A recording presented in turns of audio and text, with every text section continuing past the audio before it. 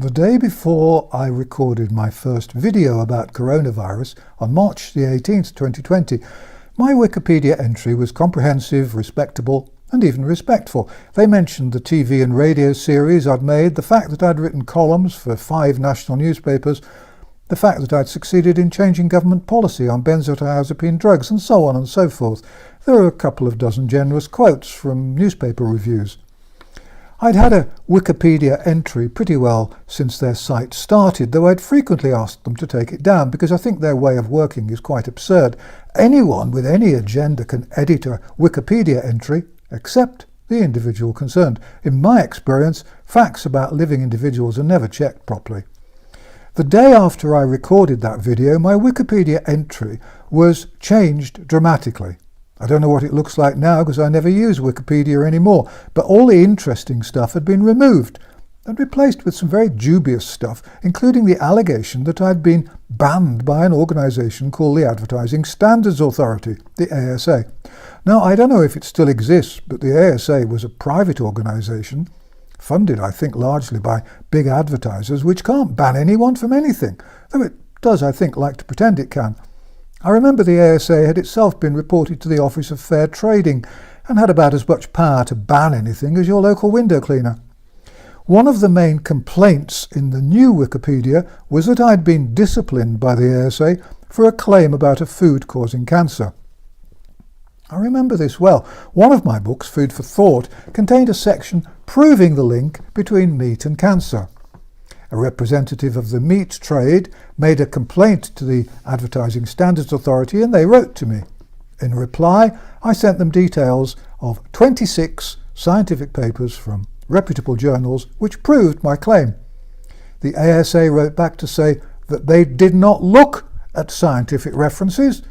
They then proceeded to fine for the complainant and announced that they were banning me from whatever they thought they could ban me from. This was so laughable that I ignored it. I also ignored it when the Press Complaints Commission did exactly the same thing. There's a summary of the evidence I tried to submit to both organisations on my website, headed Meat Causes Cancer, the Proof. Wikipedia editors searching for ways to demonise me dug these decades-old judgments, presumably from page 738 of a search engine, and stuck them and similar nonsenses on my Wikipedia page. I've written about these absurdities several times, and I believe that Wikipedia knows that these claims are absurd, but to them they served a purpose, because what Wikipedia was doing was demonising or monstering me in an attempt to persuade users of the Wikipedia site that I was untrustworthy.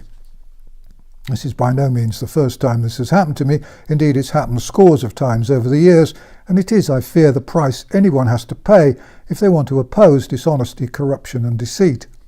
Wikipedia was using a well-known technique called controlled opposition, or opposition research, or organised opposition. It's a military trick which has for years been used widely in politics. When members of one party want to demonise the opposition, you simply go through an individual's life history looking for events which can be criticised. The Wikipedia editors know that the individual concerned can't correct anything on a site which bears their name.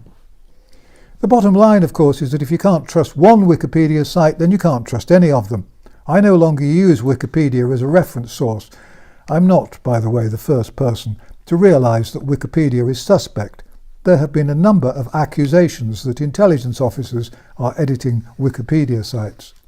It isn't just Wikipedia doing the monstering, of course. The Bangkok Post, a publication which I didn't even know existed, published an article about me, without bothering to get in touch, of course, which tried to demonise me by claiming that my arguments about AIDS were wrong. In the last century, I had produced evidence proving that AIDS was not going to kill us all, though the establishment line was that it was. And the Bangkok Post journalist tried to rubbish my argument by claiming that the rate of HIV diagnoses in the US in 2018 was 24%.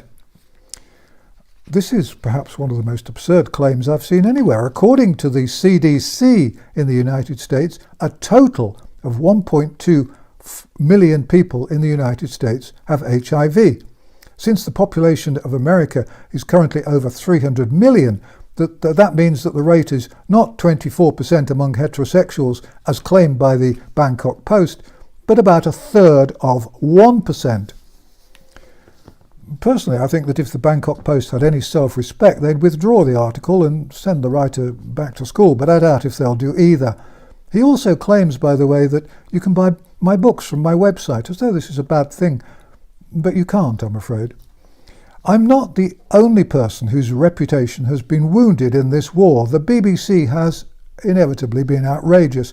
A rally was held in Trafalgar Square on the 29th of August, and well-qualified scientists, including Professor Dolores Cahill, Dr. Kevin Corbett and Dr. Mohammed Adil, and the magnificent and seemingly tireless astrophysicist Piers Corbyn, spoke to tens of thousands.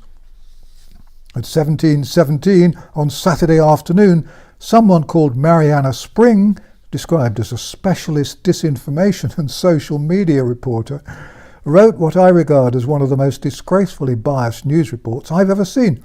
She claimed on the BBC website, in an article headed "Conspiracy Theories Touted in Trafalgar Square," that although some protesters had held placards featuring false claims, I'm not sure that making a judgment about the accuracy or not of a claim is within her capabilities or her remit. Worst of all, however, she wrote that, quotes, "various pseudoscientists who have spread disinformation online about coronavirus were also scheduled to speak at the London demonstration," close quotes. I think that was one of the most libelous pieces of writing I've ever seen. I hope the scientists who were present all sue the BBC and demand massive damages. And I beg everyone watching or reading this to make a formal complaint to the BBC. Just go to their website and then to the complaints section. The BBC must be taught a lesson. They and the rest of the media are a weak point in this war. When the government stops giving them money, taxpayers' money, they're all going to need our support. I could give many examples of deceit, misreporting and plain dishonesty. When Piers Corbyn appeared on an ITV morning show, he was attacked by 3 presenters and a weather girl who holds a world record for folding pancakes. One of them was someone called Dr. Hilary Jones, who was described in a journal called Pharmacy Business as a non-executive director of Medtate, which is described as a nutraceutical company, whatever that is, which makes and sells pharmaceutical products. I don't think ITV remembered to mention Dr. Jones's commercial relationship. He's always struck me as one of those TV people whose main quality is nice hair. Piers Corbyn did brilliantly, but although he's a scientist, he's not a medical doctor. What a pity ITV didn't invite a physician to discuss the COVID-19 vaccine and so on with Dr. Jones and Mr. Morgan and the rest of the station's staff. This is my last video for YouTube. I refuse to collaborate with the collaborators. I refuse to suppress or distort what I know to be true simply to satisfy a platform which has no value, respectability or honour as far as I'm concerned. When a government suppresses the truth, then the end result is inevitably oppression and tyranny. It's the job of journalists to question everything politicians say. YouTube's policy appears to be to suppress all questioning and to deny scientific truths in the interest of protecting the lies and the myths.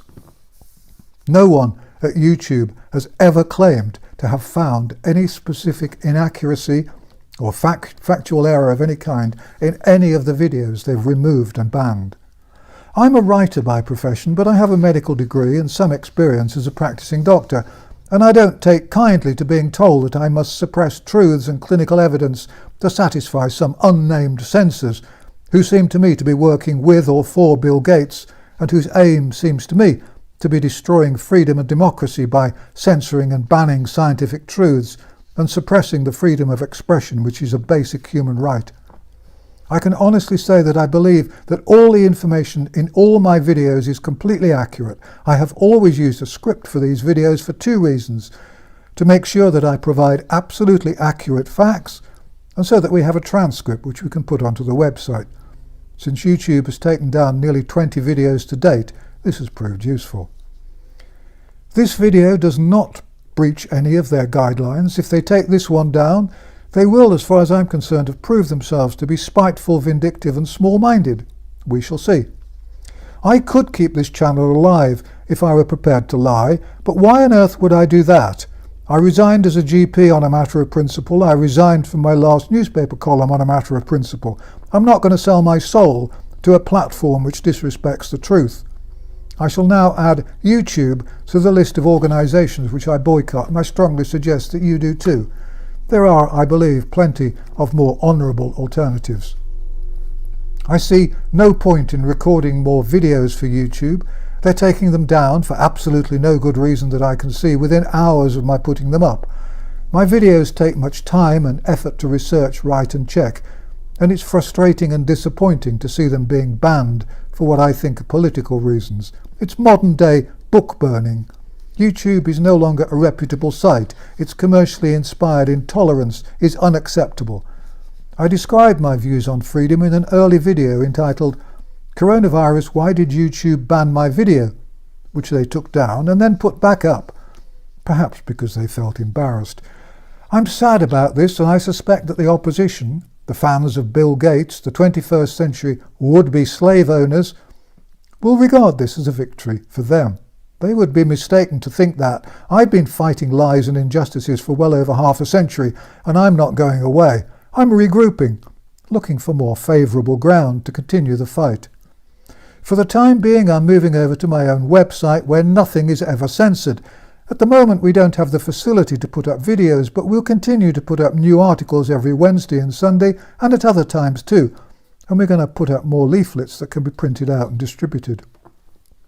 My wife, who's always been in charge of research, editing and production, and reining me in when I seem about to get carried away, will choose the appropriate platform. We're both driven by the need to help those who can't help themselves, especially children, the old, the disabled and the mentally ill. But our new video site will be somewhere we can control.